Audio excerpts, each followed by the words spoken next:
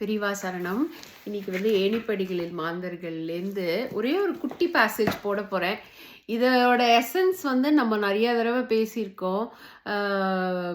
சிவா பெரியவா சொல்லியிருக்கா, நான் தான் பரமசிவன் உங்ககிட்ட சொல்லணுமான்னு எங்கள் அப்பா கிட்ட சொல்லியிருக்கா. அப்புறம் நான் தான் சிவன், இதுதான் நந்தின்னு அந்த மூக்குப்பொடி டப்பா வச்சு அப்பா காமிச்சிருக்கா. அதே மாதிரி எனக்கு ஒரு தடவை பெரியவா பிரதோஷம் போச்சே நீ என்னோடையே உட்காந்துக்கோன்ட்டு நான் பெரியவாளோட அந்த பிரதோஷ காலம் பெரியவாளோட இருந்தேன். அண்ட் நிறையா தடவை எங்களுக்கு பெரியவா பரமேஸ்வரன் தான் தோணும்.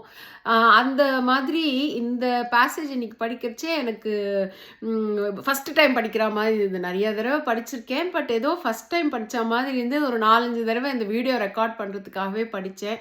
எனக்கு ரொம்ப பிடிச்சிருந்தது. ஸோ அதனால் நான் உங்களுக்கு படிக்கிறேன், நீங்களும் பாருங்க.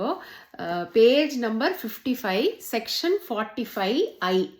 லிங்க தத்துவத்தை பிரதிபலித்து விளங்குபவர் ஞானி. லிங்க தத்துவத்தை பிரதிபலித்து விளங்குபவர் ஞானி.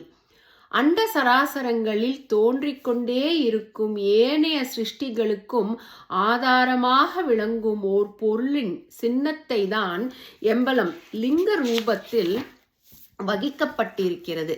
நமது கண்களுக்கு புலப்படாத கிருமிகளிலிருந்து பிரம்மாண்டமான கிரக நட்சத்திரங்கள் தெய்வங்கள் வரையில் உள்ள ஒவ்வொரு சிருஷ்டிக்கும் இந்த லிங்க தத்துவமே மூலாதாரமாகும். இதை கடவுள் என்றும் பிரம்மம் என்றும் கூறலாம். தெய்வங்களுடன் தொடர்பை கொண்டிருந்த நமது ஆதி மகரிஷிகள் கடவுள் என்ற ஒன்று இயங்குவதையும் பொதுமக்கள் அறிய வேண்டியதின் பொருட்டு அதை லிங்க ரூபத்தில் ஸ்தாபித்தனர். கடவுளை நாம் உணர முடியாதவர்களாதலால் லிங்கத்தை பிரதம தெய்வமாக ஆவாகனம் செய்து அதற்கு பரமேஸ்வரன் என்ற நாமாவையும் அளித்தனர். பரமேஸ்வரன் என்ற தெய்வம் பெரிய சூரிய மண்டலத்திற்கும் அடங்கியிருக்கும் ஓர் அகண்ட பாகத்திற்கு அதிபதியாவார்.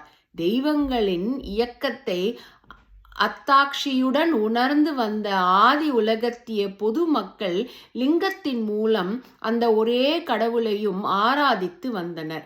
குறிப்பு: பெரிய சூரியன் ஈக்குவல்ஸ் டு நமது சூரிய மண்டலத்துடன் மற்றும் சில சூரிய மண்டலங்கள் ஓர் பெரிய சூரியனை மையமாக கொண்டு சுற்றி வருகின்றன.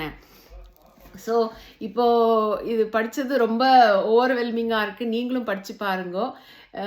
இதை பார்த்தா பெரியவா தான் பிரம்மம்.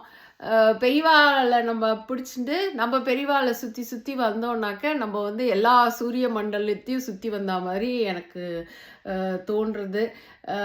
அஃப்கோர்ஸ் பெரியவா எழுத்தே பியூட்டிஃபுல்.